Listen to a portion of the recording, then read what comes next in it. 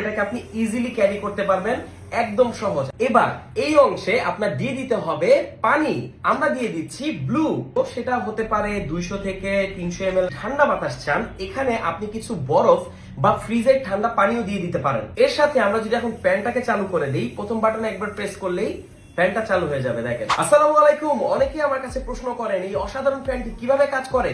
এটার বাতাস কি অন্যান্য টেবিল ফ্যানের মতো? অবশ্যই না। দেখেন, এটার বাতাস কিন্তু অন্যান্য টেবিল ফ্যানের থেকে ঠান্ডা, কারণ এতে আপনারা পাচ্ছেন মিস্ট মেকিং, যেটা কিন্তু পানি দিয়ে তৈরি। তো এই ভিডিওতে আমি আপনাদেরকে দেখাবো এই ফ্যানটিকে কিভাবে আপনারা অপারেট করবেন আর কিভাবে এই ফ্যানটি কাজ করে। সবার আগে আপনাদেরকে জানিয়ে রাখি, এই ফ্যানের সাথে কিন্তু কোনো ধরনের ব্যাটারি আসে না, অর্থাৎ এটা একটু ঝামেলার হতে পারে, আবার সুবিধারও হতে পারে।